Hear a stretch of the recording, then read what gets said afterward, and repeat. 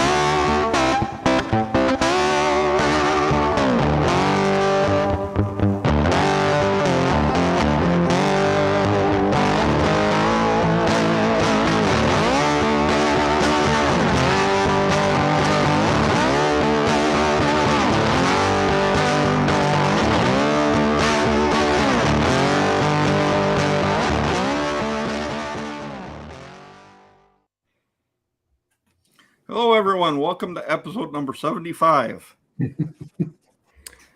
75, like 75. Good evening, everybody. Yeah.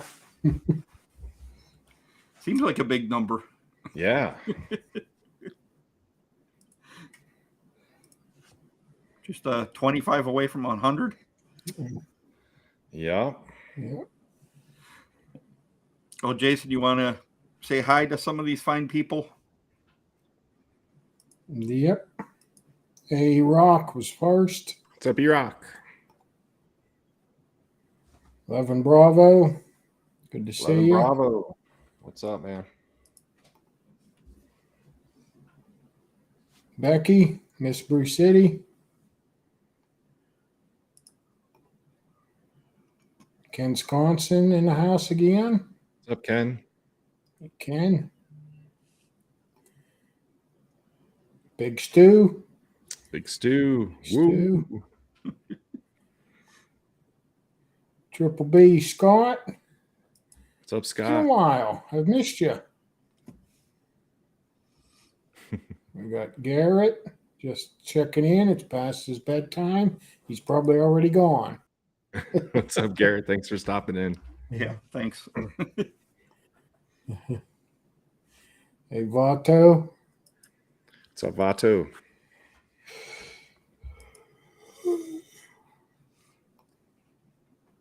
Russ. Hey, Russ. What's up, Russ? Philip. Hey, What's Philip. up, Dowd? What's up, man?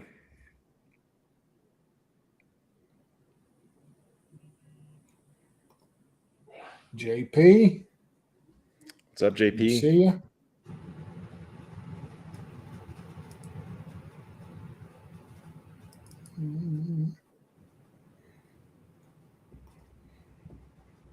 Ellie. Hey, Ellie. What's up, Ellie?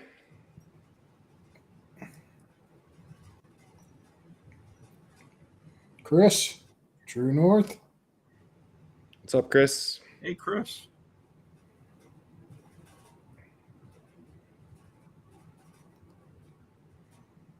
Hey, Walter. Good to see you. Walter, what's up, man?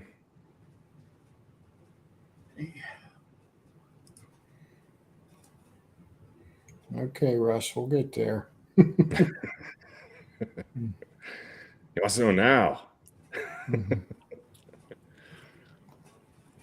There's Melissa. Hey, Melissa. Hey, Melissa and Garrett, happy anniversary.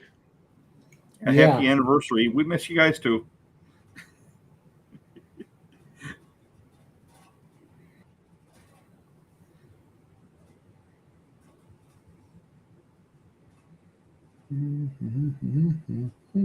Okay. That's everybody. Okay, so quick update for Russ and everybody else. Oh,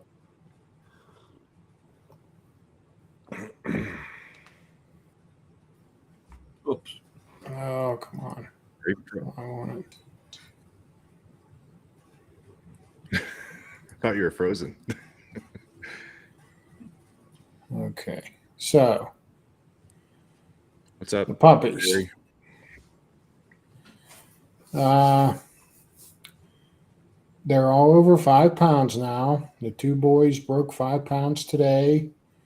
Maybelle, she broke 5 pounds. It's today, Tuesday. So the boys are catching up, and they're starting to eat the mush. The mixed up, ground up, mushy dog food and other ingredients. We put a little pumpkin in, a little Pedialyte. Hey Dan.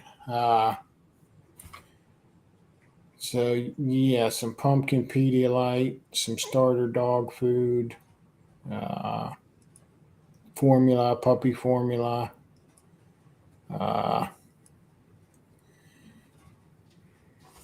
So they're eating that. They're not eating it out of the bowl very well yet. The first time Angus, he did real well, but the other, that Franklin, he's something else. He's a little terror, but he's biting the bowl, picking it up. I mean, it's one of them big stainless bowls that's like a ring with a thing in the middle, so they can all go around it. Anyway, and then Maybelle, so we've been kind of feeding them with like a big spoon. They'll eat out of it. And they just get it all over themselves. It's funny as hell. But Maybelle and Angus are still not walking yet. They've been having their hind legs kicked out, what they call a swimmer. So I've been taping their legs together, keep them in, and I must have done a good job today taping it because it stayed on. They didn't work out of it yet, and they've been standing. So they've been getting up and they've been standing. So I think it's working.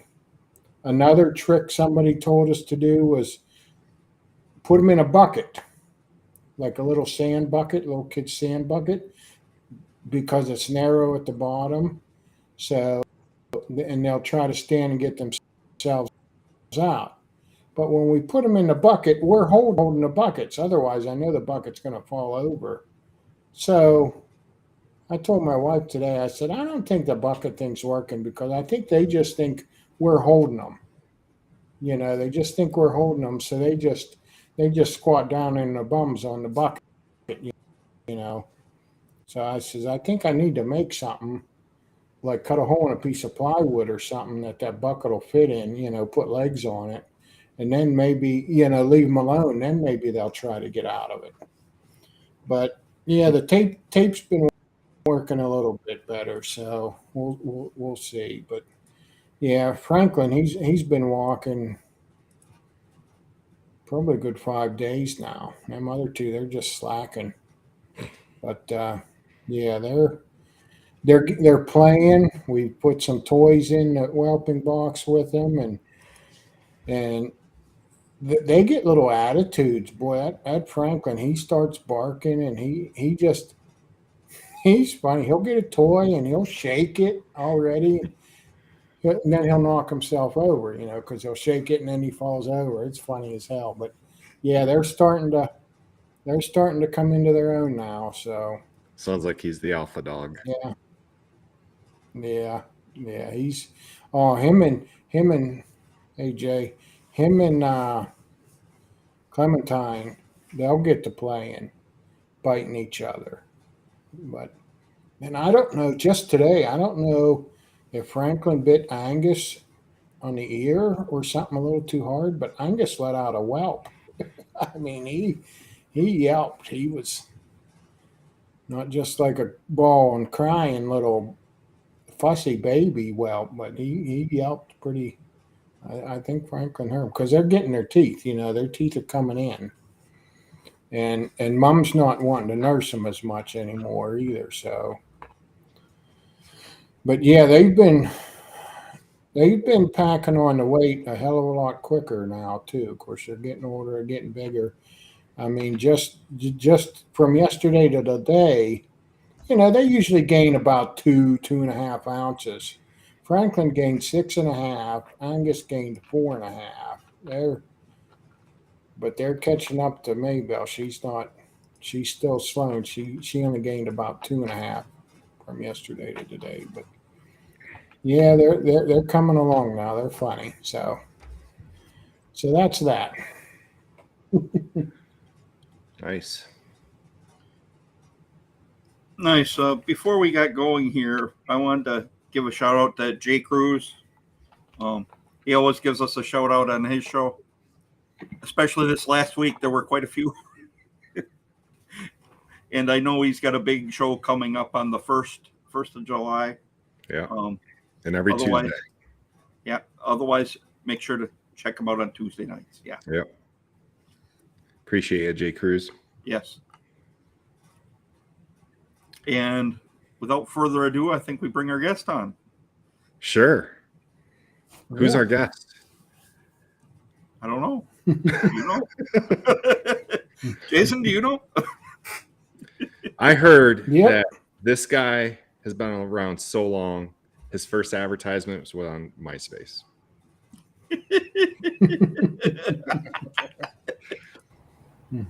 I'll cheers to that. Yeah, we were around whenever Chris TCTBNL was born. That's how long we've been in business. Wow. Yeah. Whoa. We got to throw in a little Thursday night jokage there. We got the commission later, but. Oh, yeah. How's everybody doing tonight? How are you guys doing on screen? Everybody good? Yeah, man. We're good. I'm doing great. Glad to have you here. Thanks, man. I'm glad to be here. My wife and I just crumbled it all up here, but this is our world famous almond and coconut flour banana bread with dark chocolate chips in it. Oh, wow. Wow. Yeah, and I'm drinking coffee out of my Weatherbeard Supply Co. adventure mug here, looking all cool. That little emblem there would look awesome on a hat, just so you know. Yeah. We're going to be working on getting some hats, probably sometime like by the fall. Maybe getting some hats on the website as well. We've had a lot of requests. I got this cool Weatherbeard shirt. Oh, yeah. Hey, I'm wearing that one too. That was our original design, man. That's awesome.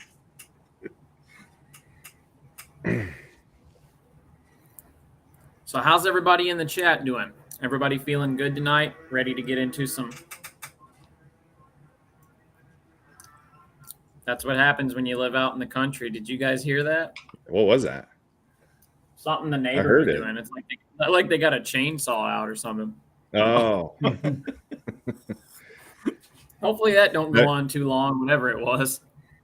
Are you in the Smoky Mountains? Oh, no, I'm on the other side, brother. We're in cornfields, Dollar Generals, and gas stations. That's the type of town I live in. Okay. All right. Yeah, I'm way out here, bro. Like, we just got high-speed internet out here in the last, year and a half. Yeah. Oh. Yeah, we're heading to Tennessee in September, so. Nice, man. Nashville. Yeah, we're closer to Nashville than, the Smoky Mountains and Knoxville and all the Carolinas where things start getting pretty. Yeah. Everyone thinks Tennessee, they think, oh, the Great Smoky Mountains, and it's the western half of Tennessee is Nashville and Memphis and really, really rural towns. Right. Yeah, they're literally running a chainsaw. I hope that doesn't. I don't hear it now. Good. I'm glad you guys don't hear it. Yeah. Heard it at first, but then it went away. Yeah, I guess if I don't talk about it, you guys won't hear it. I'll hear it though. So are you from that area originally? Yeah, I was born in Murray, Kentucky, which is actually where my wife ended up going to college when we first started dating. And that was kind of our commonality. I reached out to her on Facebook, throwing that game on the internet. And I was like, hey, I noticed you go to school in Murray. That's where I was born. And found out that I was like, how do I know you? Like, why are you even on my friends list? And then come to find out, it was about 7 or 8 years prior. I used to go skateboarding. Yeah, you guys remember the broken arm story. Oh yeah.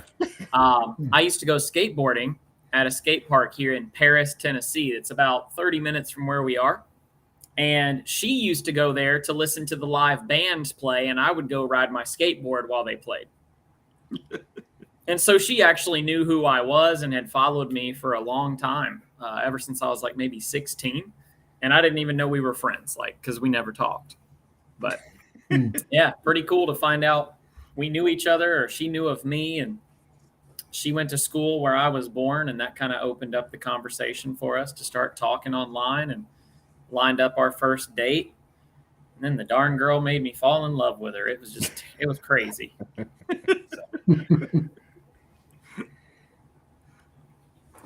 So for a little bit, you lived in Ohio, though, right? Oh yeah, more than a little bit. That's actually where we started the business. Right. I got married in 2014, so I actually moved to Ohio in 2012, and I didn't just get back to Tennessee until last year in March. All right. So I lived in Ohio for quite some time. That's where Weatherbeard got started. It's where it got off the ground. And then we just moved back home to be closer to our family where we originally started. Property down here is super cheap, so I was able to get a warehouse to run the business out of. And that warehouse is a commercial property that cost me less than half of what my house did back in Ohio. So if that's any indication, Yeah. it's crazy, man. Like, I'll just go ahead and tell you guys, it's a 2,400 square foot warehouse that I pay $400 a month to own. Wow. Isn't that crazy? Like, I've Yeah. heard like studio apartments in Atlanta, Georgia run like $1,500 to $2,000 for a 1-bedroom. And I'm like, I got a warehouse. Yeah. That's insane. Yeah. Yeah, and it's I'm sorry. a I'm pretty gonna decent keep this looking. throughout the show. Just want you to know. It's so good. No It's so worries. good. It's a pretty decent looking building from the video. Yeah, it's big. It's an older one. Definitely needs more work done to it if I really wanted to get it in tip-top shape. But I would say like 80% of that building I don't even use other than for storage. I put like bubble wrap and just extra supplies, caps and bottles and things out there. But there's just so much empty space that I can't utilize because my business doesn't require that much space.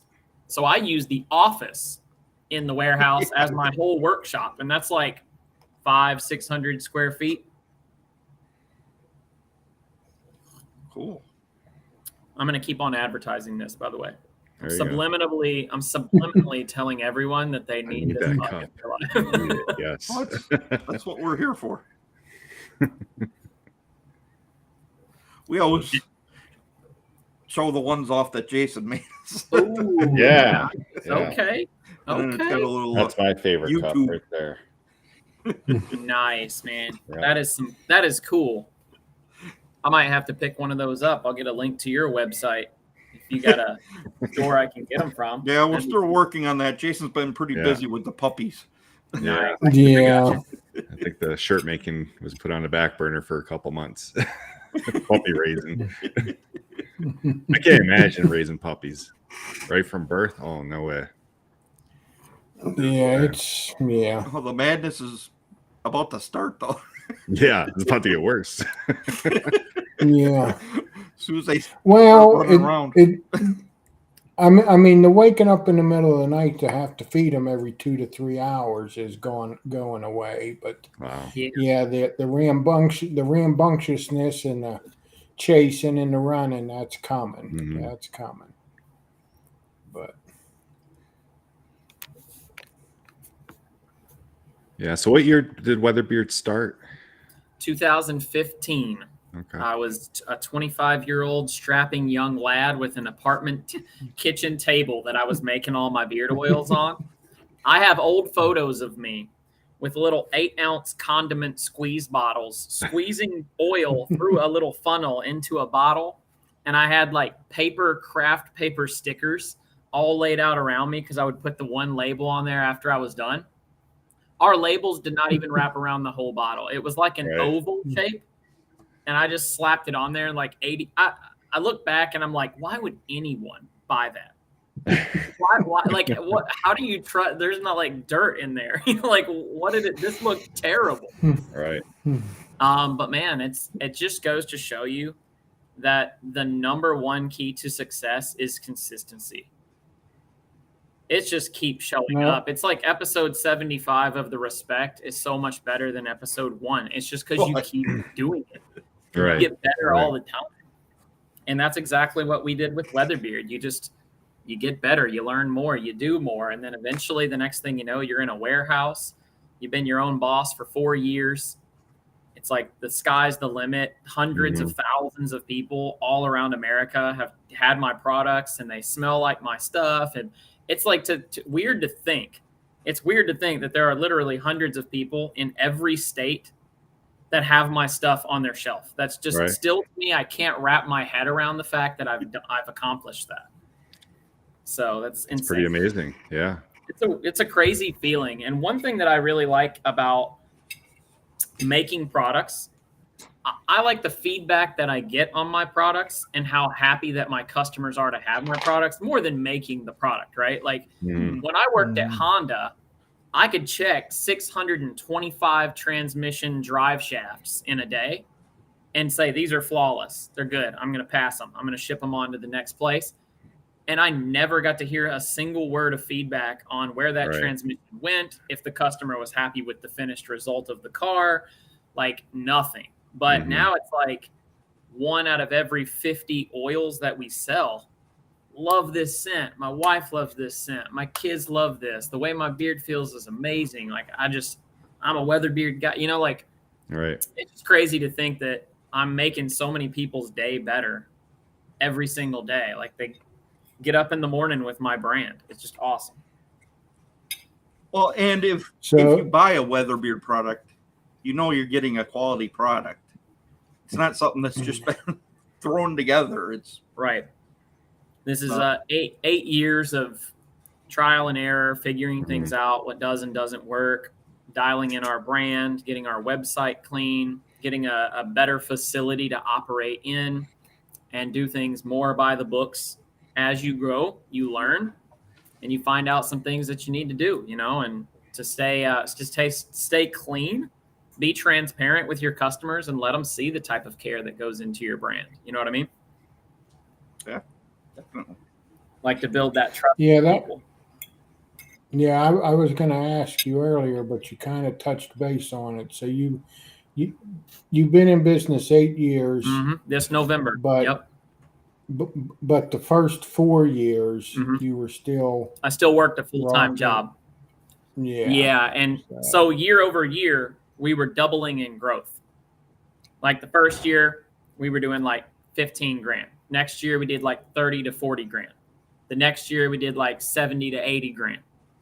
And then it was year 4 that we did over 100 grand for the first time in a calendar year in gross sales. And I was working 40 hours a week and running a business that was generating over $100,000 in revenue. And it's like, okay, if I leave my job, I feel confident based on the past that I'm growing and I'm growing and I'm growing, that if I left, I could at least have the bills paid right now, but I would have an extra 40 hours a week of energy to put into this business. So I might not be wealthy, but I'm going to make this work because I've got an extra 40 hours to put into it. So the next year, we went even higher, higher and higher until we're sitting where we are now. But every year we were just gaining exponential growth. And it just comes from it's a mixture of organic traffic, like you guys telling your friends at work, and paid advertising, consistent marketing through emails. And you just start building brand trust. They keep coming back, and it just amazes me, man. Pretty amazing. And how many wholesales do you have now? How many wholesale accounts? We're probably in about 80 stores nationwide. We Nice. just actually got our biggest wholesale order in the history of our business about a week and a half ago. It went up to Juneau, Alaska, Wow. which was pretty cool. Wow. Yeah. They ordered, how many products did they order? It was like 125 to 150 products total. It was a big order. I was like, man, because most of our orders, we have an order minimum, right? So when you're doing wholesale, you set the threshold. Like you can't get one bottle of beard oil from me at wholesale price and be done, right? You got to buy in bulk. So we have a $200 order minimum for our brand to do business with us, like a barbershop or a boutique. And most people are between $200 to $300 per order. Then they restock and they get a little bit more and a little bit more. So when you get an order that's like $1,500 out of nowhere, you're just like, whoa, like, yeah, buddy. Mhm. Right. I mean, I don't care. I don't care how long you've been doing this. When you get a $1,000 order come through, you are making an actual person somewhere do a dance. Like, Right. it's like, yes, like it just never gets old. You can sell $500 orders, and every time they come through, it doesn't matter if it's for 3 years, it just never gets old. Knowing that there's a company out there that wants to invest that kind of money into me. You know what I mean? That's so cool. Yeah. And people are buying it, products from that company, so it's definitely rewarding. Yeah, we're in a pretty comfortable spot right now. Sodium Soldier. I don't know who the person's name behind that. I might know who it is. Justin Bell. Oh, yeah, Justin. I'm sorry. I just don't know YouTube names. Everybody's got different YouTubes and Instagrams and Facebooks. It gets kind of confusing. But we're in a place right now where I'm not putting the gas on Weatherbeard anymore. I've kind of set the business in cruise control. I haven't let my foot off the gas. It's not like I'm intentionally trying to shrink my business by a long shot, but I'm also not putting my time, energy, and effort, creativity into Weatherbeard to, grow it to be like $1 million or $2 million a year business. I have no desire of doing that. I just, over time, the job becomes more demanding, more and more, right? And it's just my wife and I right now. So I just think about, if I triple the size of my company and I need to hire 3 employees to be able to handle that kind of volume, I'm going to have to hire these people. I'm going to have to train them. I'm going to have to write them paychecks. I'm going to have to manage them. I'm going to have to buy more equipment. I'm going to need to spend more time in the shop, making sure everybody's taken care of. They got their paid days. They got their sick days. I'm providing them with benefits or whatever it may be. There's just a lot of things that I'm like, I don't want that. Right. And if I grow Weatherbeard bigger than it is right now, I'm inevitably going to have to do that. So it's kind of nice as an entrepreneur. I can pump the brakes on my business and take a break. I can set it in cruise, or I can give it all gas and grow it whenever I want to. Because all I need to do is put out ads. I just put out Google and Facebook ads, throw like $10,000, $20,000, $30,000 in ads at that thing and let the money come back to you. Because when you're good at running ads, you can at least break even or make a little bit of money on the front end and still not go down, right? You're gaining customers and cash. So if I want to put fuel on the fire, I can. If I want to slow down, you know what I could do? I could bump the price of everything on my website up to $40 a product, and our orders would decrease if I didn't want to sell anything, right? But if I want to maintain, I can just stay consistent with social media, popping up on a live, sending out emails, being on live streams, just kind of maintaining my presence to some degree. And the people who know about me are going to continue to buy from me, because they ran out of Lakeside Lodge and they need more. They saw that they just had this amazing mug that joined their website and they needed one in their life. Oh, by the way, for all of you that are in here, little top secret, tomorrow through Sunday is going to be our first buy one, get one free sale of the whole year. And that's site wide on everything, excluding mugs, apparel, and combs. So you can get a cologne, buy a cologne, get a cologne, buy a beard wash, get a free conditioner. And you can BOGO as many times as you want. It'll be an automatic discount code. Nice. And that's the first one of the year. The only other one that we do as a BOGO, if you want to write it on your calendars. It's the last week of the year. Right. So the final 7 days of the year, we did a week-long BOGO last year. And so we decided, you know what? We'll do one of those at the end of the first half of the year as well. So we're going to slide it in on a weekend. And then the one at the end of the year will probably be all 7 days. It'll go from like Christmas Eve to New Year's Eve. Mm-hmm. So you guys can scribble that down. Like save up money for the end of the year. BOGO sale at Weatherbeard. Yeah, that's Be amazing. strategic with your purchases. But yeah, I anticipate it'll probably be the biggest weekend in sales that we've seen for the entire year. And the reason why is because we don't run them very often. Mm-hmm. So when we send out text messages and emails and we say, hey, it's our biggest sale of the entire year, it only happens twice a year. All right. Boom, like people load up. Oh yeah. So Yeah.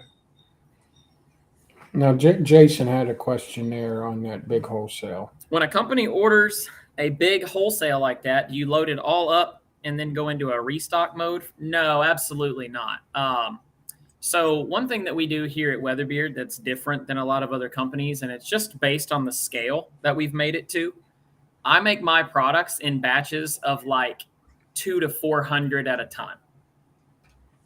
So when I make beard oil, I usually do anywhere from 200 to 400, just depending on how much that I need.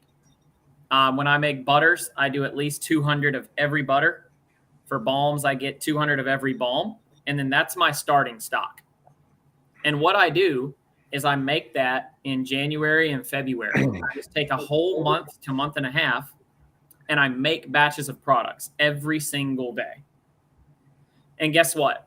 Because I do that, I have not had to make a single product since like February the 15th of this year. I can just go to my shop, fill my orders, put everything in, pack it up, ship it out, go home. Mm-hmm. And I can have like a 30 to 45 minute work day and still make as much money as if I was making batches that were smaller. So like, let's say that I make 25 oils. Well, then I sell them. I got to get everything back out and I got to make 25 more and label them. Right. And I got to put it all away and clean up. And then, so why not just make 400 at a time and then take the entire year focusing on selling those products rather than having to go back and make them over and over and over and over. It's wasting time. Right. And if you have that time because you've made the batches, you have a twofold thing here. Number one, you got a bunch of products. You got a lot of money wrapped up in those products. So what are you going to do? You're going to focus really hard on all that spare time you now have, and you're going to market those products to get rid of them. Mm-hmm. Right? Right. So if something's not moving, you bump it down. Hey, it's 25% off all weekend long.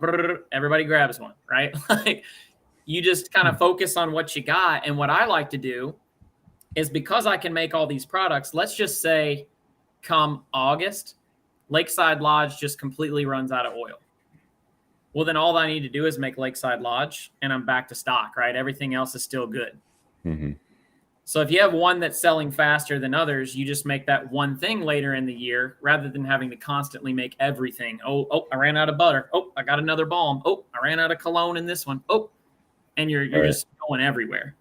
Stock it all up because realistically, guys, we all know here in the community that the average life of a beard product is like 2 to 3 years if it's stored properly, right? Mm-hmm. So if I make a product in January that you don't buy until August, you still have at least 1.5 years to 2 years left in that product. So if you let the product sit for 1.5 years to 2 years and you didn't use it up, I was just part of too big of a collection, or you just didn't really rock with Weatherbeard. It's one of the two. Mm. Yeah. But yeah, I had a total mindset shift through a digital course that I took last year. And it just taught me to think so much better about my business. Be more efficient, budget to pay yourself, and get your email stuff lined up. Those were 3 huge knobs that got flipped in my head. And our business is just, it's like I said, it's like we're in cruise control. Things just happen. We spend maybe an hour at the shop. We clean up. We go home. We're done. We can do anything we want to all day long. And we're making a living, working 30 minutes to an hour a day. So I can't complain. Getting back to, building your stock up like that, Sure. Instead of making 25 here, and then next month you're gonna make. It's the same thing in manufacturing. Like if somebody calls and wants to order, let's say they get a quote, and sometimes people will say that, well, give me a quote for 1, 20, and 50. Well, obviously, if you got to set up the shear the part, and you got to set up the brake to bend the part, and then you got to get the welder on and weld the part or make a fixture for it. Obviously, if you can spread your setup cost over 50 pieces compared to one piece, it's going to be way cheaper.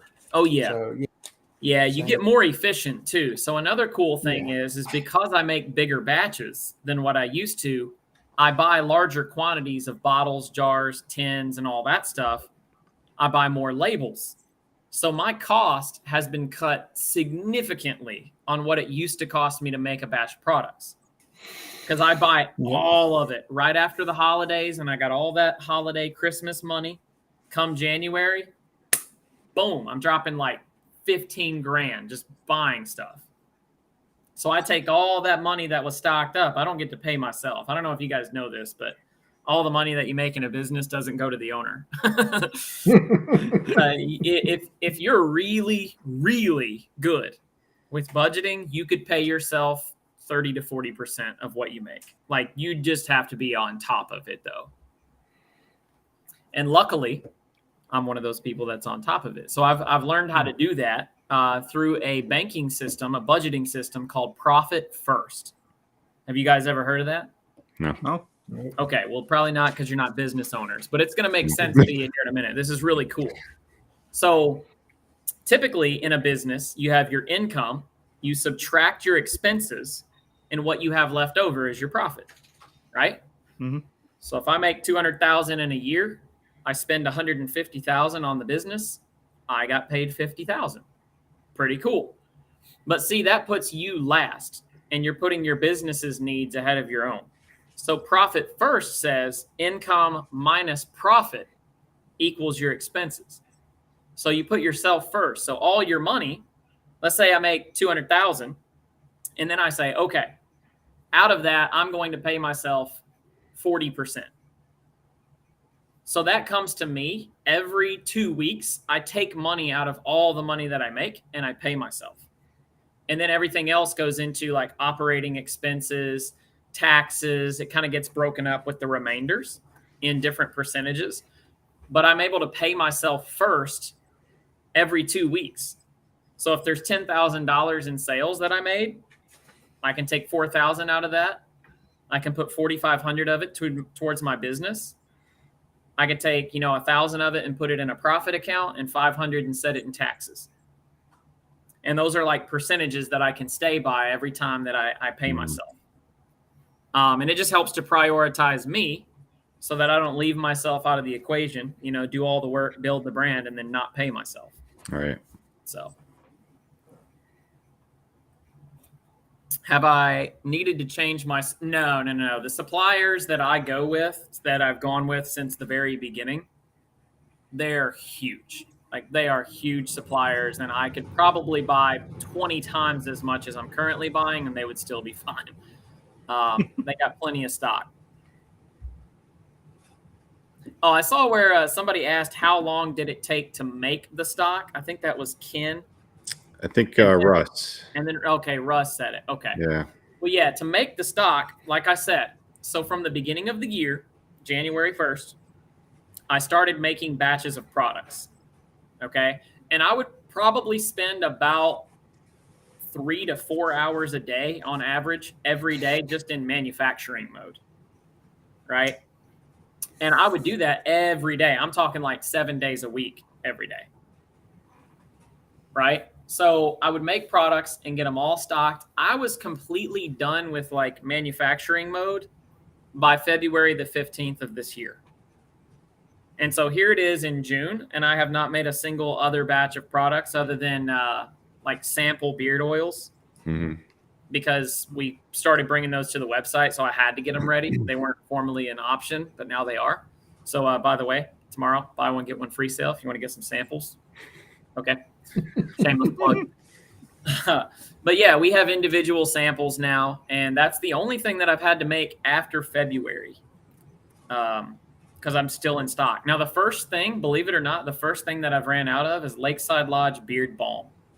I've only got about 10 of those left. Those fly off the shelves for my wholesale accounts, because even though they're not the beard community, like most of the people out there with beards rock with Beard Balm really heavy. A lot of these guys don't know what beard butter is. That's this guy here. Really? Mike's Yeah, man. Thought I was the only one for a while. Yeah, man. I still wear balm. Like, I actually trimmed my beard a lot. So that little photo you guys used in the intro, my beard was like, it was like here. You have trimmed I took it up about 2 to 3 inches. I actually trimmed mine this week. Nice. First time in like 3 years. I took everyone's You got to move the camera down to show you. Yeah. I took everyone's the lint advice. off of my beard. And this guy. well, last week I was talking about how like I have trouble in contests because my beard was like 14 inches at most. And the category is 12 and longer. So I'm going against people with 2 feet of beard. Oh, okay. And I have the shortest beard. So I cut it down to 11 3/4. Yeah, you just say, you're the 12-inch business beard at that point. Yes. in the competition. Yeah. Give me a second. I want to take some Desert Dusk cologne and make myself smell amazing for this show. I'm sorry. Keep going. Desert Dusk cologne? Only available at weatherbeardsupply.com. You can get it here. Weatherbeard Supply comes in this sleek, nice glass bottle. Pop cap. You got yourself an atomizer there. Square on the base. Fits in your pocket. Doesn't go in the face, but you can rock it. I became a poet and I didn't know it. Okay. Now, is that something that you make as well? The cologne? Oh, yeah. I make for you? everything. The only thing that I don't hand make myself is our soap bars. And I've always been completely honest with that. I tell people at the craft shows, they're like, oh, do you have a Rustic Ridge soap? And I'm like, no, I don't, because I'm not a soaper. So I said, I support another small business who specializes in soap, and I buy them in loaves. I get them cut up into 1-inch thick bars, and then I put them in my packaging and really sell it as just an add-on. That's not how I make my living. That's not where the profit's at. It's just something that a lot of people like to have. So what I do is I actually raised the price on my soaps. And I'm going to give you guys some like insider intel here because I'm a weird business owner and I tell people all my secrets and I don't care. So the soap bars used to be $8. Well, now they're 10. So I raised the price, even though they weren't selling good at 8. But I'm going to tell you why I did it. This is a little business 101. So if you guys ever see any business owners playing these tricks on you, you know. But I'm going to share this with you. So what I do is I raised the price so even less people would want it, so that I can run a sale that says, buy a beard wash, get a free bar of soap. So now in the customer's mind, they're getting a $10 bar of soap instead of an $8 bar for free. The product didn't change, but I can use it as a freebie or an add-on, like spend over $50 this weekend, get a free bar of soap. And I do it all the time at craft shows. I say, hey, mix and match anything on the table over $30, you get a free bar of soap. You spend $60, you get 2 free bars of soap. And so all my craft shows, guys, I'm dumping soaps, guys. I'm getting rid of like 50 to 100 bars of soap every craft show because I just say, hey, spend a little bit more and you get a soap. I mean, all you got to do is buy 1 soap. You get a second soap for free. Come on, man. And then you like get a person to spend just a little bit more money. So that's the trick of the trade right there. I might even raise my prices to $13 or $14. And then only people will buy them when I have a BOGO sale. And then guess what they do? People stock up, right? They buy like 10, 20 at a time because they're like, oh my gosh, it's never half off. Buy them all up, right? That's just business. Dan says you're a manipulating some bitch. Hey, I'll take that from Dan. But only from Dan. But no, yeah. It's it's just business 101, man. You have 3 metrics to grow a business. I'll go ahead and tell you what they are. customers, average order value, and frequency, also known as C, AOV, and F. If you can get more customers spending more money more frequently, you're going to grow your business. So those are the three things that you have to master. How do I get more customers? How do I cause them to want to spend more money? And how do I want to get them to come back faster? Right? So if my average order return order rate is every 60 days, my average customer spends again. My goal is to get that average down to 45 days. Mm-hmm. Send them an email 45 days out and say, hey, you got that beard oil and that butter last month, but you're probably running pretty low, huh? Don't you need to come back? And you're trying to get them to order every 45 days instead of every 60 days, right? And then you're trying to incentivize them. Spend more money, get this for free, right? So then they spend more, they spend it more frequently. And as long as you can keep more customers coming in and you can keep that system set up, you're only going to grow your business. And I would say like 90% of your business is going to come through like email marketing. Just bringing those old customers back again because they rock with you, man. Like they buy your product, they like it, they review it. Send them more emails. They're going to come back. You don't have to pay to get them into your customer base anymore, right? So you get a guy from an ad, he buys your product. Well, now he's got your website saved on his browser. He can go there anytime. He's got your website all over the back of the bottles. He can come back, you know? So I couldn't be a businessman, Mark said. Put nicotine and caffeine in the oil, they'll get hooked. Yeah. Drug them up a little bit. That's great advice, Ken. Love it. No, honestly, man, Weatherbeard, you don't need that stuff. Like people get hooked on it without it. It just works. It It works. definitely does work. The smells are good. I haven't tried every single one yet. Like Lakeside Lodge seems like one of your best sellers. I haven't even tried that one yet. Yeah, so Lakeside Lodge was my best-selling scent at every single craft show that I did for the last 2 years until I released my 3 new scents at the beginning of the year. So for the past 2 craft shows we've done, the ladies and the gentlemen rock with Desert Dusk. Excuse me. Desert Dusk has become the new #1 contender. Wow. And it's weird because I've got 3 new scents that are more like cologne style scents. People at craft shows really lean towards those hard. So Lakeside Lodge is almost like it's not even #2 anymore. Like it just went, it just dropped down in the list because people love those cologne vibes. They're meh at best. Yeah. So my old saying that I used to say was, we have thousands of 5 out of 10 star reviews. We are 5 out of 10. We're the most average company that exists. And we don't do anything too special, but we're not the worst either. We're just kind of hanging out in the middle. So don't get too excited when you get your beard mail. Don't freak out. Think it's going to be the best thing you ever put in your beard. But you also know it's not Walmart quality. You're getting a little step up. We're mid, right? As the Gen Z kids say, we're mid. It's kind of okay. Yeah. But no, I always said that, and then people would correct me, and they're like, no, you're not. Your stuff is amazing. I'm like, oh, okay, 10 stars. All right, 10 out of 10 then. That guy told me I'm wrong. But yeah, I'm just the type of guy, man. I almost agree with Scuba, and I'm a weird person to be in the beard community and even making products. But to me, this is just me. Beard oil is beard oil is beard oil. I mean, I don't know. I've had over 25 different brands that I've worn. And for me, I'm not speaking for everybody here. I have never had any particular thing that smelled so much better than all the other smells, or any certain thing that felt so much better than all the other oils I ever put in my beard, that I was just like, oh, everything else sucks. This is the most magical thing on earth.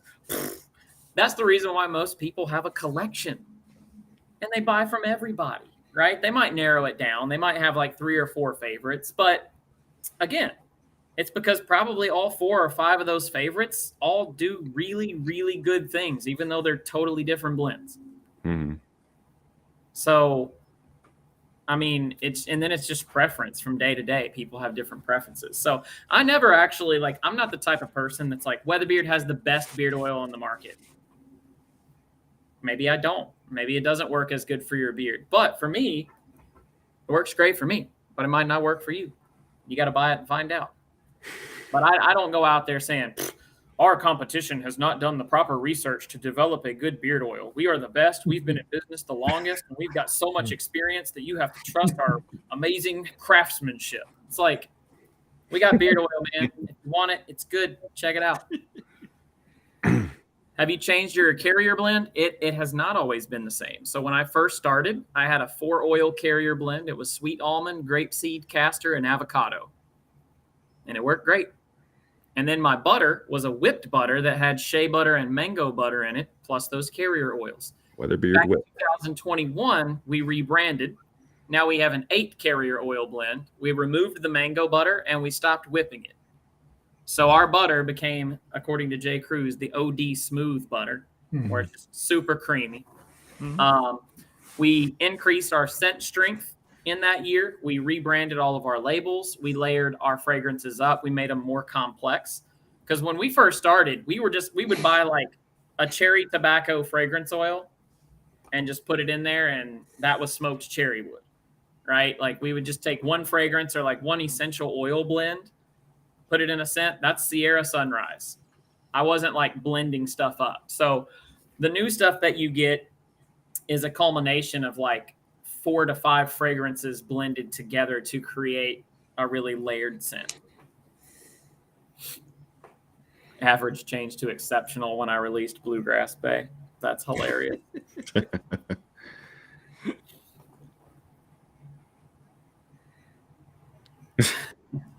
Oh boy. I don't need your unscented lotion, Dan. My skin is very well hydrated. It's Cory's fault that I love leather beard oils, Ken said. So back to the clone. You make your own clone, like that's something that you process. Yeah, these right here, I made these. So I actually, you remember what I said about February 15th being the last day of production? Yeah. I made these colognes on February the 15th, but I didn't release them until June the 6th. Mm-hmm. So they were able to macerate for like 3.5 to 4 months. And that allows the alcohol fragrance to kind of fade and the scent profile to kind of marry in there. When you spray it on you, you don't smell a bunch of alcohol. Okay. A clone has a long shelf life, right? Yeah, it's basically the fragrance oil would go bad before the alcohol, obviously. Right. Yeah. But again, you know, if fragrance oil will maintain in a carrier oil blend for 2 or 3 years, this will probably last you 5 to 10 years before it starts to fade out. It might not be as strong on year 5 as it was on day 1, but it'll still be there. Mm-hmm.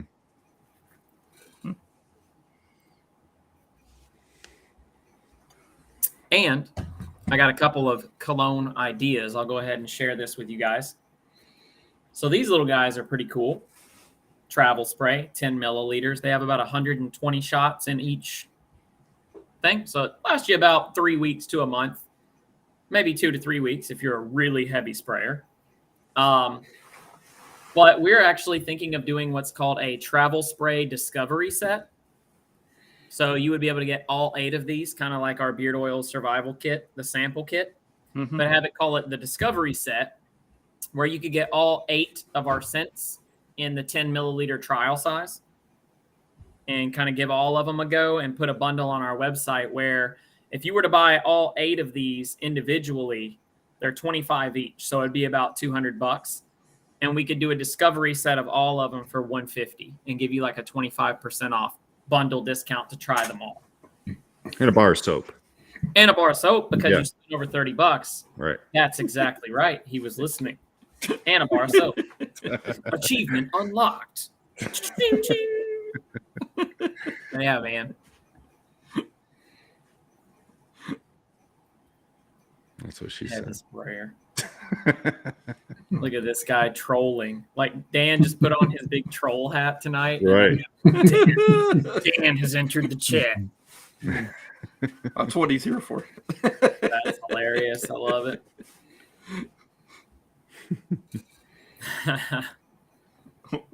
Always, he uses our show as a warm up. Yeah. Right. But yeah, the colognes have been a really big hit. We have sold a ton at the 2 craft shows that we've done. Lots and lots of ladies were just like, no, this ain't for my man. This is for me.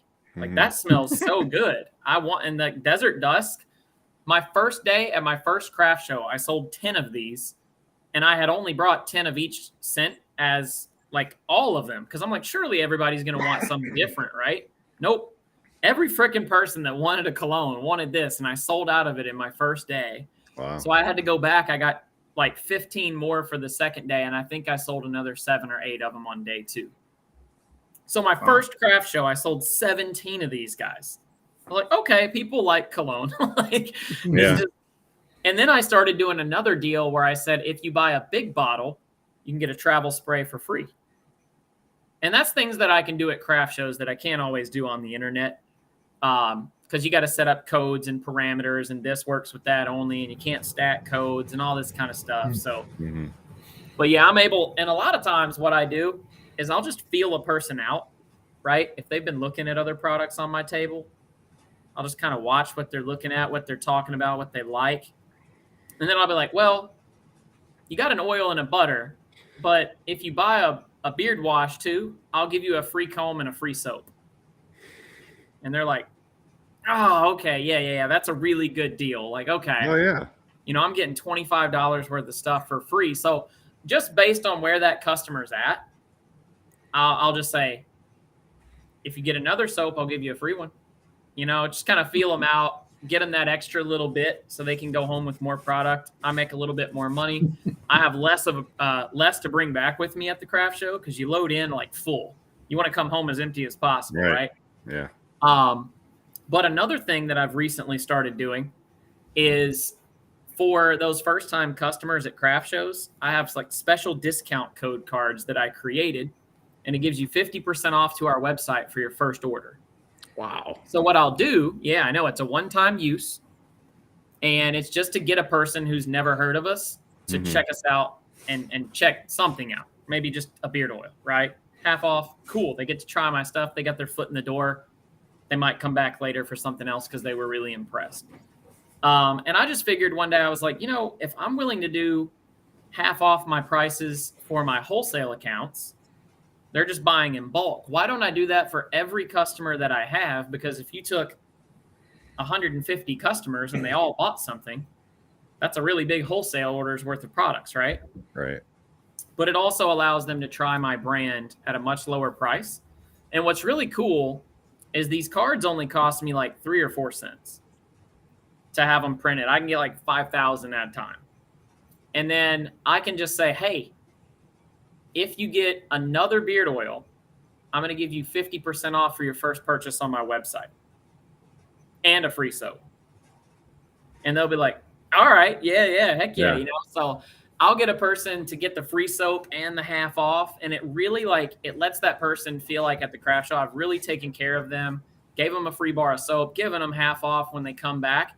And that half off to come back is just a really good reminder. Like, hey, when I run out of this, I need to remember that I have this code. All right. Yeah. And I need to go to their website, because a lot of people will just buy at the craft show and then they won't buy from you until you're at the craft show again the next year or something. Right.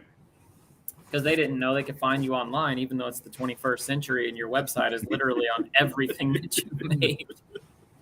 More than likely that 50% off, they're going to buy more than one thing too. Like Exactly. So you're trying I to need do as much as I can. buy more things Right. because you only get to use this once, right? So you might as well Right. make it a big order. Right. Get like a sample kit, a wash, unscented butter, stock up, grab a cologne, Mm-hmm. So, but anyway, we got another 30 minutes left or so, right? You guys usually run about an hour and a half. You know, half 2 hours. Okay. So, Well, whatever so you guys yeah. So yeah, unless anybody has any questions about the Weatherbeard products, I say we maybe shift gears a little. Oh, okay. Yeah, we'll do that first. It's been an hour. We'll do that. We'll do that. Go Okay. ahead, guys. Okay, Jason.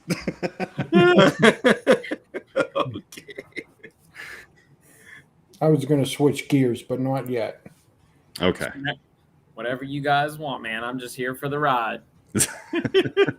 Well, Mike just got some questions for you. Okay. So we'll go into our segment here.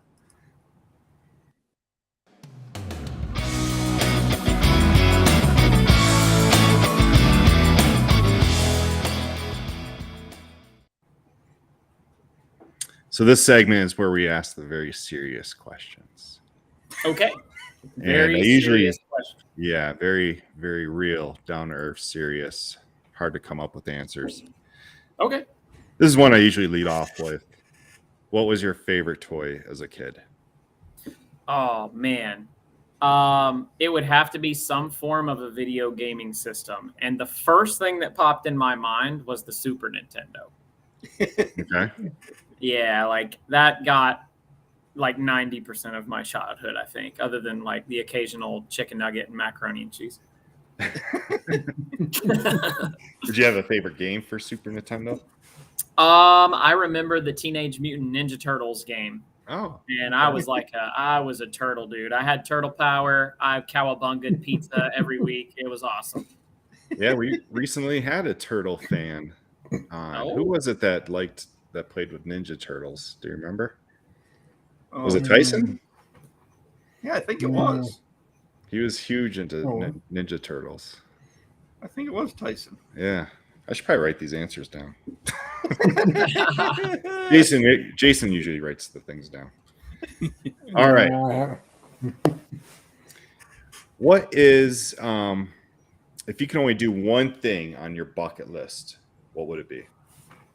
You're only allowed to do one of your bucket list items. What is it going to be? I would hike the Tour de Mont Blanc, which is a trail that goes through Italy, Switzerland, and France. It's a 100-mile loop, and you get to stop at cities in between, but it crosses all three like landscapes of the countryside because you go through all their coasts. And it is absolutely incredible. If you guys ever want to just watch, if you're tired at night, you got nothing else to do, and you just want to be like, wow, that is beautiful. Just something peaceful to look at. Follow Craig Adams on YouTube. That's Kraig Adams. And that dude gets some drone footage and just some hiking footage. That is just, you look at, you're just like, we live on the most beautiful planet in the world. It's incredible to see the most beautiful planet in the world. That didn't make any sense. In our solar system, there's no other place better than Earth. You just look at it and you're like, wow. Right. This exists, like that actually exists somewhere, like a little slice of heaven just fell out and landed on Earth. Just the mountains and the oceans and lakes and the fog and the sunrises. It's just, I don't know, man, that hits me. That's like a soft spot in my heart to be able to see nature in that way. Yeah. Now, does your wife like doing that stuff too? Like, is she? She's a little bit more introverted and less like outdoorsy, but I kind of broke that when we got married. Yeah. We've gone to Red River Gorge in Kentucky several times, and every time we go, she loves it. She loves getting out and doing day hikes, getting out on the edge of a cliff and just panoramic views of just rolling hills and trees is so cool. And you can like fire up a pot of coffee up there and have coffee. It's kind of romantic. You know what I mean? You're all alone. You're watching nature. It's quiet. So she really enjoys that aspect of it. Not the like sweating and the bugs to get places, but right. When you get there, when you get to the spot you were hiking for, it's very rewarding. Yeah. Yeah. That's cool. All right.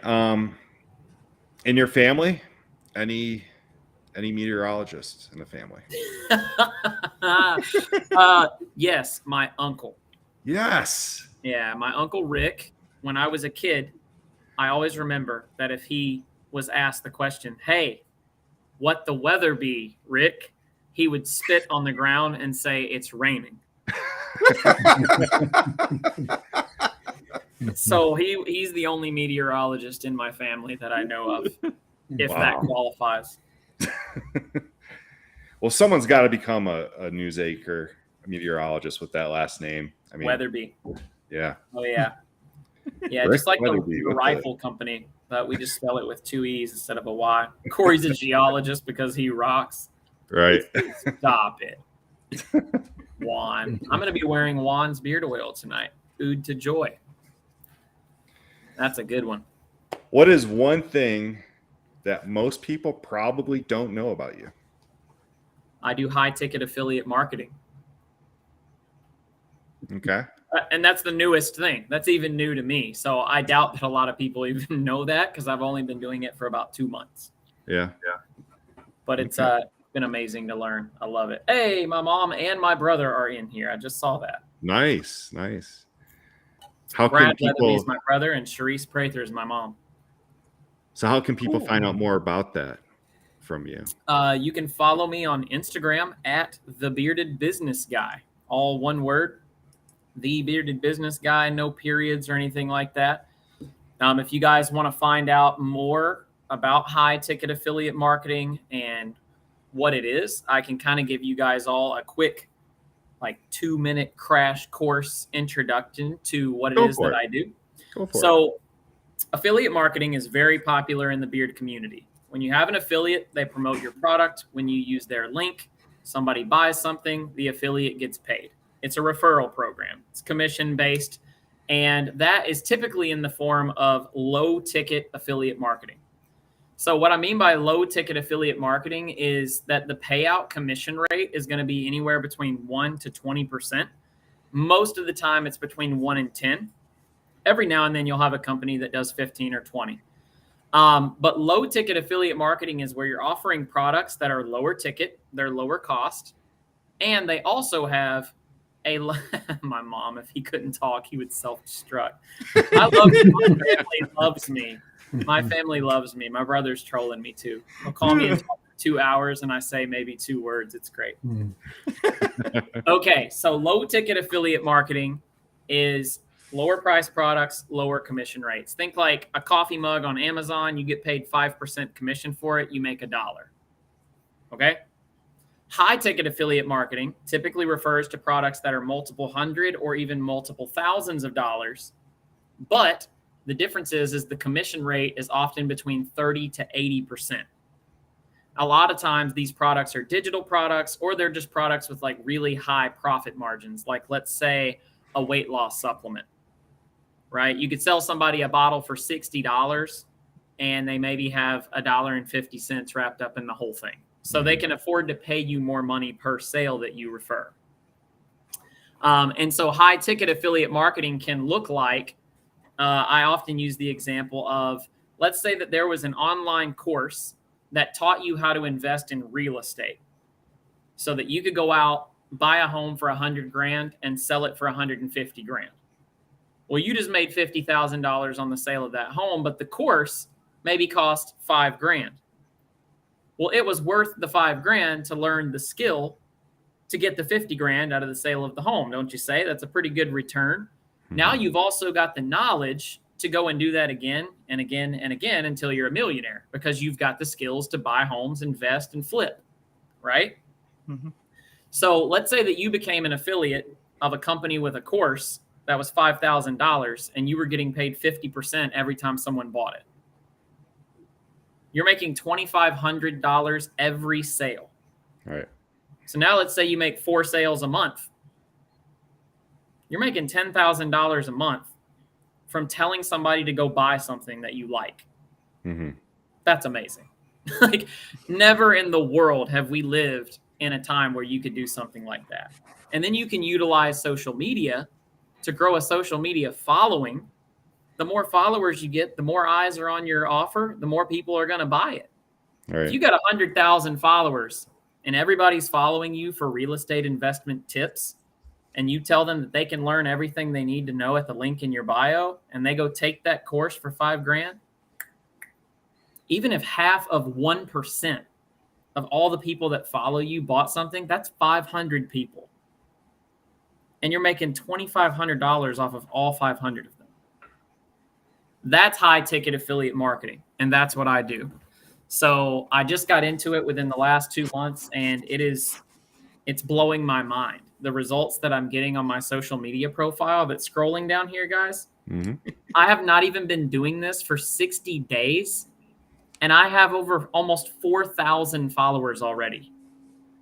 To put that into perspective, Weatherbeard has been in action for the last 3 to 4 years, and we don't even have 3,000 followers. What? And I've done this in less than 2 months. So I've got like over 150 to 200 people on my emailing list already in the first 2 months. Mm-hmm. And I just talked to a guy this morning who's actually going to be my first high ticket commission through the product that I promote.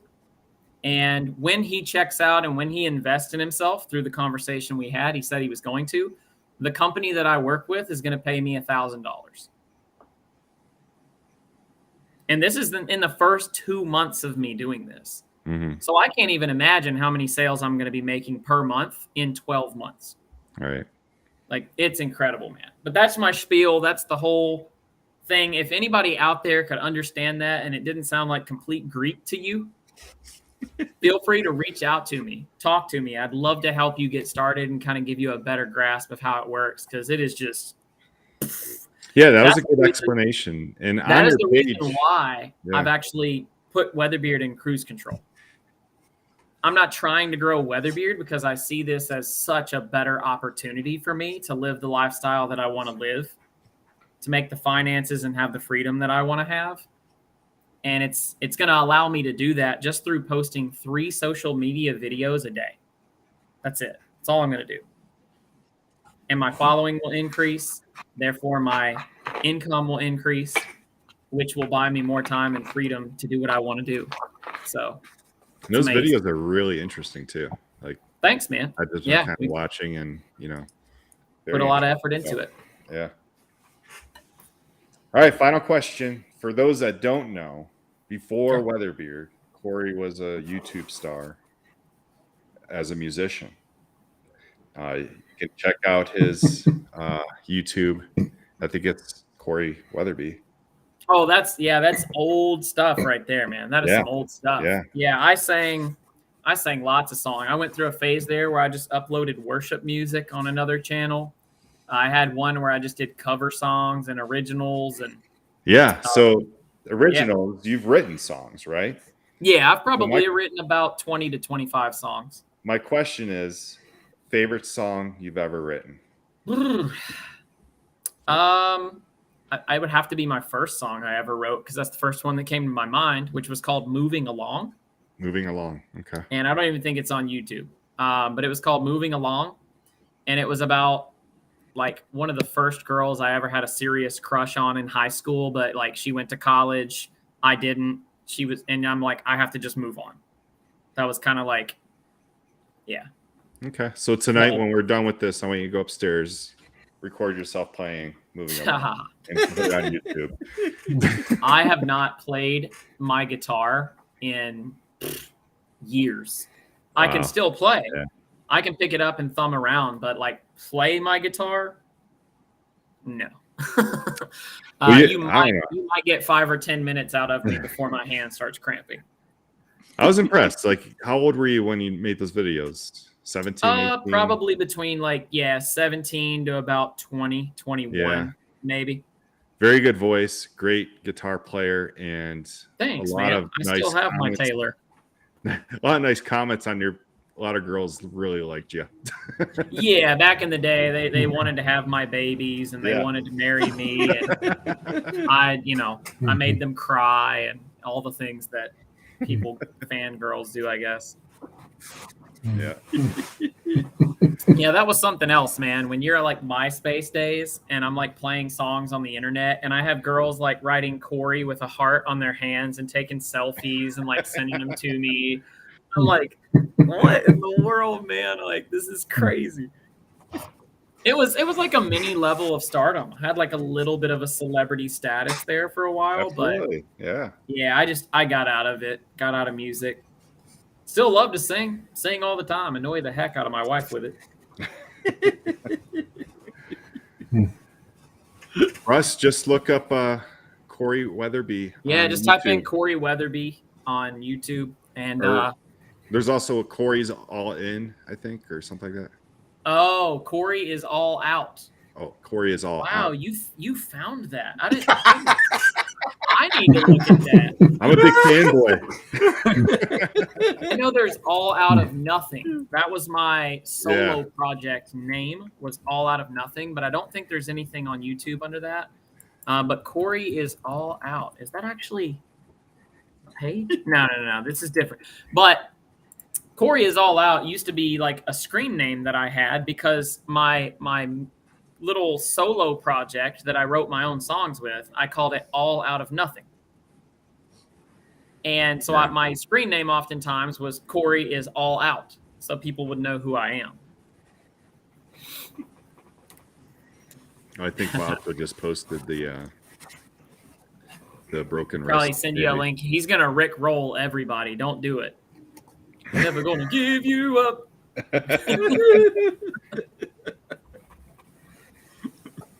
All right, Jason, what did you have? Let's change gears. Oh, I was just going to change gears to the new business that the bearded business. And guy, I already crushed Okay, that. okay. I explained that away in about 2 minutes, so that was boring. Yeah. But no, it's amazing. Yeah, It's an amazing business opportunity. The return on investment is just, there's no limit to what you can make. And every month, every year, your follower account and your engagement rate is only going to get better. And if you've got an offer that you're sending all of these people to, you're only going to make more sales all the time. Like, it just goes up. Mm-hmm. And so if you go from 0 to 50,000 followers, it's going to be a lot easier to go from 50 to 100 than it was to go from 0 to 50, because you've already got forward momentum. All right. You have people liking, sharing, commenting, saving, interacting with your stuff, messaging you, following you because of these views. And it's just like an infinite cycle. So to go from 100 to 200,000 is probably easier than going from 50 to 100, because the ball starts rolling. And then this is how you find people on Instagram. You're thumbing through people's profiles. You see a cool video. You're like, oh, that was cool. And you go to their profile and they have 875,000 people following them. You're like, who the heck is this guy? Right. And how does he have that many followers? What is he doing? But you would be surprised. There are millions of people with millions of followers. Mm-hmm. They're all over the place. So the question is, how can you grow a social media profile to get that kind of a following so that you can make them an offer? That you got eyes on your product, man. Like, just shine the thing out there. Tell everybody what it's all about, and somebody's going to want it. And this is why, like, a lot of influencers will start up their own little clothing line, or they'll brand something about themselves. You get 200,000 people following you, and you say, hey, you can now buy Cory the Bearded Business Guy merch. Well, you're going to sell a lot of merch. It doesn't mean you're a good businessman. It just means that you got a following and a lot of people like you. Right. Yeah. You got to learn how to build a social following. And it's not as hard as it seems. You just have to be consistent with it. You got to do it every day. Right. Show up, implement what they teach you. Follow some Instagram growth coaches. See what they say. Do what they say. You're going to grow, Yeah. So I think that's right. Part now, of it. are you? I was Go just ahead. to say, I think that's, part of like what's hard about it is, people that don't have like every day to do that, like Sure, but they do social media like on the side, but they can't devote the time to it, Sure. I would say can't devote the time is all a personal thing. True. Yeah. Because True. if you want something, right. You'll get it. You'll say, Absolutely. hey, I need to wake up an hour earlier to go on a walk or work out, or, you make time for the things you care about. So Right. if You I have could to find an dedicate hour in a day, yourself to it. if you can find just 1 hour and make 3 videos consistently, Right. like within a year's time of doing this, you could be making $20,000, $30,000, $40,000 a month.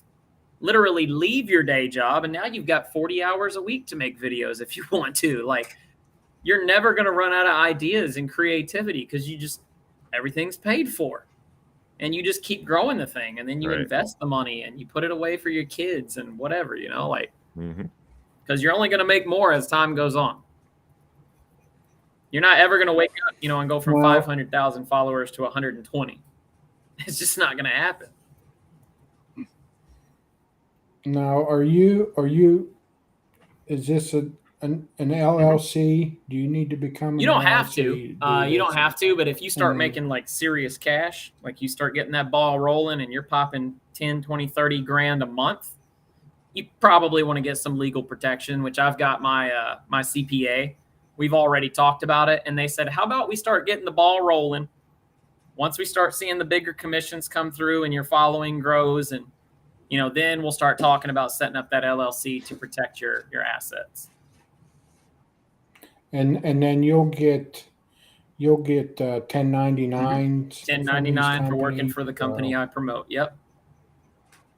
Yeah, okay. And what's cool is the company that I promote actually teaches people the skills of how to become a high ticket affiliate marketer, grow a social media following, and make money. So it's a step-by-step guide. I'm only implementing what I learned in the course. And now I can take that knowledge and I can build multiple streams of income. I could have a coffee account that's doing coffee affiliates. I could have a separate account that does outdoor survival gear. I could have a separate account that maybe does whatever, clothes. It could be outdoor apparel. And I know now, because I took the course, how to take every single one of those pages, grow the following, get them to the offer them additional products down the line, completely automated, and just keep building sales, separate streams of income because of the course that I took, which is why I promote it, because you can use the skills and do it in any industry you want. So Now, how many sales have you had so far? I've had 6 in my first 55 days. And I'm going to have my first high ticket commission in this weekend, which will be my first $1,000. $1,000 for putting videos on Instagram. That's not bad. No. Just saying. And it's the first of many, many, many more to come. Right. Anybody that don't believe it, follow the Bearded Business Guy and watch my post. You're going to watch it happen right before your very eyes, and maybe that's what you need to see for inspiration to try it yourself. But I've already proved the concept that I've built a social following. I got 4,000 followers in 2 months. I've got over 150 people on my mailing list because I built a sales funnel. I connected an email autoresponder. I created a free ebook. I got all that stuff taught to me in the course. And here I am proving exactly, I'm using what I learned and it's working. I'm already making sales. So just keep doing what I'm doing. And it's kind of like doing reps in the gym. You just keep doing that right there and you're going to have a huge bicep one day. You know what I mean? Even some of those other things that you post, you know, in your store, in your IG post, and you post on. I mean, I know you're getting into the small stuff like the low ticket items, Sure. like selling T-shirts on Etsy, and you don't do nothing. Sure. Yeah, that's you can use print on demand clothing. That's just like my coffee mug. I don't make that. Just like you guys didn't make your mug. I just connect this to my store when you buy it. I made Yeah. it. I made Jason it. Well, I'm made just saying, like the design. Did you actually get the mug and print it on there yourself? You did. Oh, okay. Yeah, Okay. So yeah. dang, I didn't know you did. Jason's a laborer. No, what I'm saying is, Yeah, I don't make Yeah. these. I don't make these. right. Right. I just connect this to my store. You pay me. The order goes through. Prints this out, ships it to you, and then they charge me for the cost of the cup. So I might make, $3-4 profit when you buy this mug. That way I'm not putting up work for free and getting nothing out of it. No, my wife, she has a Cricut and a sublimation printer. We made them mugs with the sublimation. Made this shirt on the Cricut Okay. vinyl. So yeah. Yeah, man. My brother said, Cory, tell him how much you can make a month doing this. I'll just go ahead and blow your guys' mind. So this is amazing to me. This is absolutely incredible. There's these 2 girls that are in the affiliate marketing space, and they're crushing it. One girl has made $1.3 million in her first 8 months doing high ticket affiliate marketing, and the other girl has done about 900,000. They became friends. They created a Facebook group. This Facebook group cost $80 a month to be a member in it. You know how many members they have in their first month of even having the group?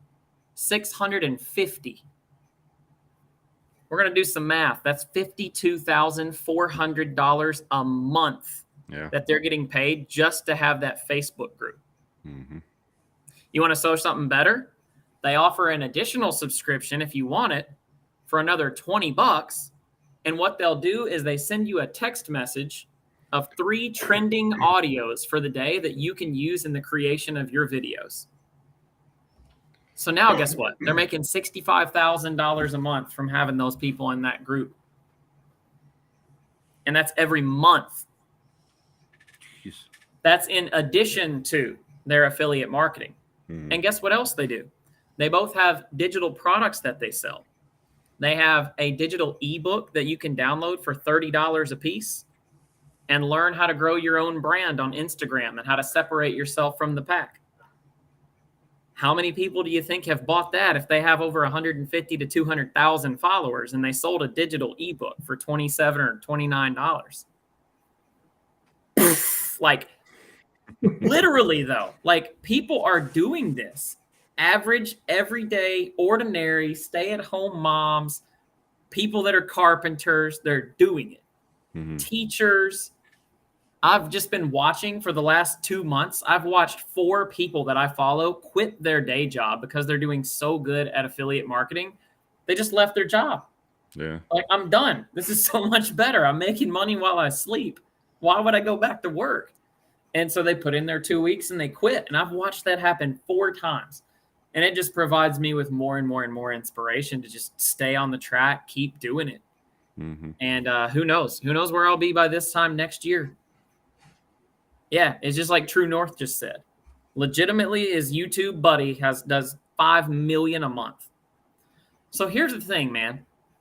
I use this as an example all the time in my affiliate marketing business. And I tell people, if you had a McDonald's employee and you had a brain surgeon, we would say that the brain surgeon is much smarter than the guy that works at McDonald's just by default. But if you took that brain surgeon and you put him in an apron and a McDonald's hat, put him back in the kitchen and said, it's drive-through hour and we need you to fill these orders, that brain surgeon would be lost. He would have no clue what he's doing. It does not make the brain surgeon stupid. It just means he hasn't been shown what to do. Mm-hmm. So if you see that there is a way on the internet to grow a social media following, monetize it, and make $10,000, $50,000, $100,000 a month, the only thing that's separating you from doing that is knowing what in the world to do to get it going. That's it. You just have to be willing to say, you know what? I'm going to learn this and then I'm going to do it. Mm-hmm. Because I see that that's where the money's at, right? And I'm going to go there because I've only got one life to live and I want to be able to live it on my terms. I might just be the only one in here wired like that. I'm just built different. But if I asked everybody in here a genuine, honest question, I really, every person in the chat, I want you to answer this and I want you to be at 100%. If you could work 4 hours a week and make $50,000 a month, would you rather do that or work your job that you're at right now? I know the answer. I don't have to wait for it. Everybody would choose the first thing because it makes the most sense. Right. People want to have more time to be able to spend with their friends, their family, and doing things that they want. They want to have more money so that they can afford to do it. And that takes care of a lot of the stresses in life, right? A lot of stress that happens in relationships and it happens to people individually is financial stress, right? You have a medical emergency. You need to go to the ER. Crap. I'm broke, right? Like, people don't like living paycheck to paycheck. Nobody enjoys that. And when you see that there's a way out, the only thing you have to have a mindset shift. Like, if that person can do that, I can do that. I'm going to figure this out. if that's the last thing I do, I'm going to figure out how to do this thing because I only get one shot at life. And me personally, this is just me, and I'm not like condemning anyone or anything, but it's just me. Mm-hmm. But the thought of working 40 hours a week for 30 to 40 years so that I can hit 60 to 65, have a retirement with a little bit in a 401k and a pension and maybe some social security so that I can enjoy maybe 5 to 10 more years of good health. And then I'm up in my late 70s, early 80s. To me, this is just to me. That sounds depressing. Right.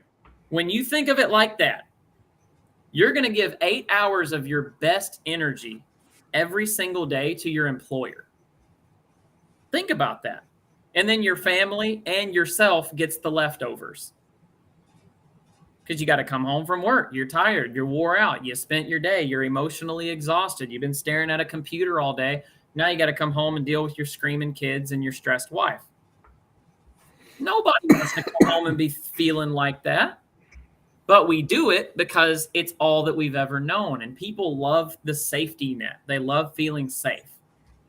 Well, I know that this job will pay me this much every single week. And I know that I can maintain my quality of life. And I feel secure and I feel safe. I might not be living the life that I want to live, but I'm also not like struggling. I'm not like, I'm just making it happen. Like things are fine. And people just live in that things are fine mode for all their life, for 30, 40, 50 years.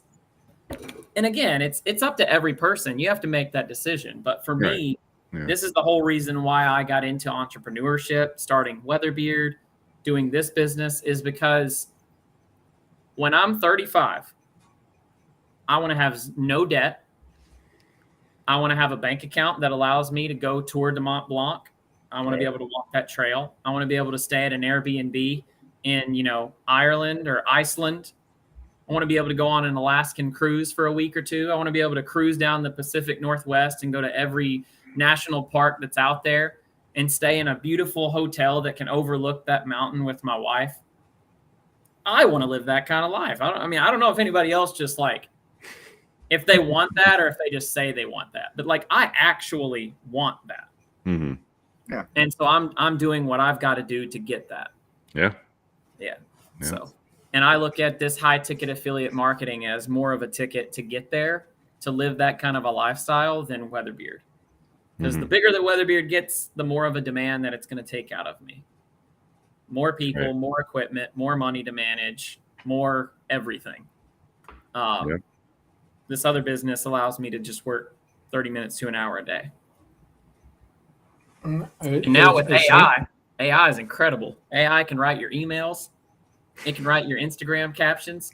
You can borrow videos from people on websites like Pexels and iStock. You don't have to make your own video. You don't have to write your own text. You don't have to come up with your own trending sound. And you can grow a social profile just using those 3 things right there. It's bonkers. I just can't believe how easy it is. So now, is Hannah doing this too? she is about to start her profile because after a month and a half of seeing me just crush it, she's like, if you can do this, I can do this better than you. And I'm like, hey, babe, truth be told, you probably can because you're beautiful and people would rather listen to a beautiful girl than some ugly, pale, scraggly bearded white guy with a backwards hat on. Like they don't want to hear me and they're still listening to me. So if they'll listen to me, they'll definitely listen to her. Right. So we're going to have not only her page, but we're going to create a third page where we're a married couple doing it together. Different audience, right? So my audience is going to be men, entrepreneurs, guys who have worked in factories. She's going to be talking to the stay-at-home moms, the freelancers, the photographers, and the artists. And then we are going to tell our story of being business owners and young married people getting into entrepreneurship. And so you're reaching different audiences. Yeah. And building all 3 followings at the same time. Because all you got to do, you come up with a video concept for my page, and then she does it on hers, and then we do it on ours. You just use that same video idea, and you put it on both pages, or all 3 pages. So you're growing 3 profiles at the same time. once the wheels get churning on all three of them, man, you're done. You're just done, bro. Like, it's crazy to think that you could do something like that in this world, posting 3 videos on social media a day and become a millionaire. That's bananas, bro. Like, police officers and firemen and people that actually, construction workers, they're busting their tail working, and they're not touching half of that. Like, you can make more in this business model than brain surgeons, than any doctor. Mm-hmm. Like, doctors go to college to get degrees that pay them like $150,000 to $200,000 a year. And I'm following people that are making that in a month. It's just, how is this even real life? Is this for real? Like, that's how good and crazy of an opportunity that I feel like this is. And I'm just like 100% in. You're like just below an NBA player. Yeah. Seriously, yeah. But potential-wise. The pay gap, Yeah. I just think about the amount of work and effort that it took for an NBA player to get to the NBA. And then I could start a page and within a year be like 1 year of just making 5-second videos on my phone. Are you kidding me? Mm-hmm. Is like, for real? This is real life. Like, it's absurd. It is absurd. And I'm taking full advantage of it because I've been in business for 8 years. I know a good money-making opportunity when I see one. And I'm like, this is it, man. And anybody that wants to do it, reach out to me. All you got to have is a little fire down inside of you and like a little bit of hustle in your brain that tells you, I'm going to make this work. And then just do it. Do the dang thing. You might do better than me. I mean, I'll challenge you to that, but because I'm going to be the best that I possibly can. I'm going to be learning. I'm going to be doing better day after day. So my brother earlier, I saw his comment. He said, I hate that I was the dumb brother. Yeah, I saw that. He is not, man. My brother's awesome. So anyone else in the chat have questions for Cory this week? I'm sorry, guys. I am the total opposite of all 3 of you guys. Total opposite. I don't hardly pause to take a breath when I talk, and you guys are very like chill. Yeah, but that's what we look for to guess, someone who can talk. Yeah. I got you.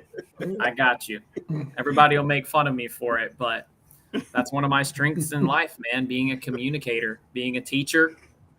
I love it. I love being able to see the light bulb go off in somebody else's face when they get the big picture. They're like, what? Are you serious? Like, bing, they saw the image. Zap 'em. Yeah. Got that electric shock on the phone. You got me again, man. But yeah, it's obviously you guys can see that I'm passionate about this, right? Oh, yeah. Absolutely. That's not lacking at all. No. And I'm just like, I feel like the good Lord made me. Like, this is what I was built for.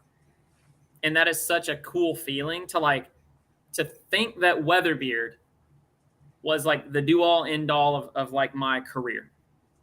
And then to come up on something like this, and I'm like, this is for me. Like, I was made for this business model. Mm. And then I look at Weatherbeard and I'm like, it's been fun. It's been good. I love you. But I'm just not like, I've kind of lost the heart to really like blow this thing up and become the next big, Procter and Gamble of beard care or something. I just don't have any desire to do that. Well, hopefully, though, once you make it big with this high ticket affiliate marketing, you'll see it still be around. Oh, you'll see it. I'll still be around. I'm not going to forget. I'll still be like Jenny from the block. You know what I'm saying? Okay. I'll come back and visit. Yeah. Because, it's a great product, so I'd hate to see it leave, Yeah. And my wife has talked about this a lot. And because the income cap doesn't exist on high ticket affiliate marketing and the workload never increases, she's like, you're never going to shut Weatherbeard down because you need something to like keep you occupied. Right. Like if you're only spending an hour a day, you got 23 other hours to like figure out what the heck you're going to do. So I feel like it's really cool to think I used to have a full-time job and Weatherbeard was my side hustle. Then Weatherbeard became my main job. Affiliate marketing becomes the side hustle. Yeah. Then affiliate marketing becomes the main job. So I'm just like transferring from one thing to another, supplementing my income. But I can't. I could just go on and on about this, dude. It's the potential and the way that it is. Like I can't believe it. I really can't believe that it's like a real way to do and make money online. Mm-hmm. Oh yeah. It's wild stuff. But yeah, I'm not gonna forget you when I blow up and didn't make it. I'll still be hanging out in the community. Even like you said, those two girls doing a Facebook group, making that kind of money a month. $60,000 a month to be in their Facebook group. And you know what they do? They do a group consultation call. They go live once a week on Wednesday or Thursday, their choice, not everybody else's. They switch it when they feel like it, which is cool. So they go live for an hour to an hour and a half in a Zoom call. About 50 to 60, 80 attendants at a time, most of the time, for people that are actually online and can be there live. And they just do like profile audits. They'll say, hey, let's check out your Instagram. What's it look like? Okay, your video was good. Maybe you should do more of this. Maybe, and they just critique people to help their content get better. And they do this for about an hour, hour and a half, once a week. So they spend maybe 4 to 6 hours a month talking to people on a live, and they're making $60,000. Yeah.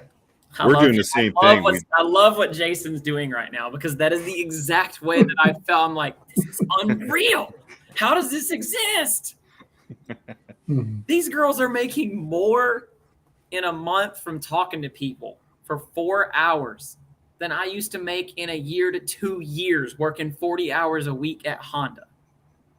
Right. That's unbelievable. How can you know that and not want to do it? Like, I don't know. I can't get into people's head. It's unbelievable stuff, man. I know everybody's got a different personality type and they have their different holdups and mental like hurdles to get over. But man, just like try something new, man. Like if you always do what you've always done, you'll get the same results that you've always got. Right. Mm-hmm. Yeah. So it's just for the people that want to change, Right. Yeah. If you love where you're at, you love your job, you're happy, you're comfortable, you're taken care of, and you have no desire to challenge yourself and build like crazy awesome wealth. If that's not appealing to you, then by all means, don't do it. Mm-hmm. Live a happy life just exactly how you are, man. I guess I'm just built different. I'm also in my early 30s, so I've got like a long time ahead of me. I got a lot of energy and passion, so I can see, people who are 50, 60 years old wanting to like just stay where they're at, just retire, just enjoy what they've got coming to them, not have to worry about learning more. So I get it. Oh, yeah. All right. Well, thanks again, Cory, for coming on the show. I think we should wrap it up, right? Yeah. Sounds good. Unless you got anything else, Scott? Not that I'm aware of. Okay.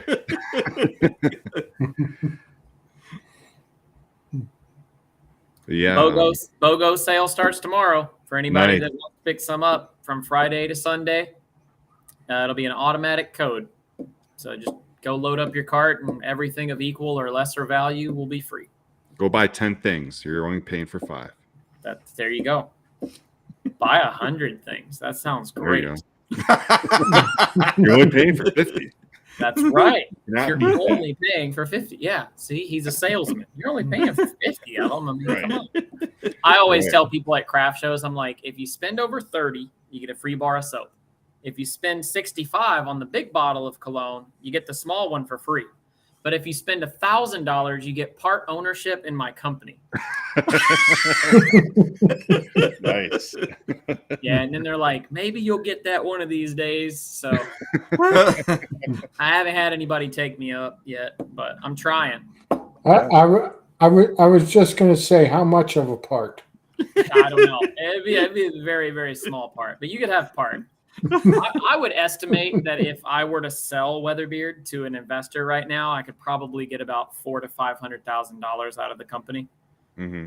That would be about an estimation of what it could sell for. So I've got that as an option as well. Like if high ticket affiliate marketing takes off and I want to put my business up for sale, I've got a good enough track record and like customer base to show that like if they invest in this, it's got potential. Mm-hmm. And I could just sell it off. I could sell my warehouse. I could take all the extra money that I have and figure out something else to do with my time if I want to, get into a new hobby, doing something else. But I could see myself doing a lot of traveling, like a lot of traveling if I had money to take care of all the expenses. So just hit the road, man. So this weekend, spend $1,000. Get $1,000 free. $2,000 total. Yeah, you'll get $1,000 free and a small percentage of the company. What a deal! The offer is on the table. No, I'm not actually going to say that because on my cologne launch night, somebody literally spent $500 that night in a single order. Wow. Yeah, that was wild. I looked at my phone go off. You know, the Shopify. Ching. Yeah. When that happened, I looked and I just yelled. I'm like, babe, what? What just happened? You know, I'm like, I just can't believe this. But anyway, guys, it's been good. It's been fun. The commission's on. We can go hang out over there for a little bit. Yeah. Get cleaned up for the night and get some Z's. Oh yeah. All right. Yeah, thanks for joining us, on, Cory. Appreciate it. Until next time. Yep. Good night, everybody. Night.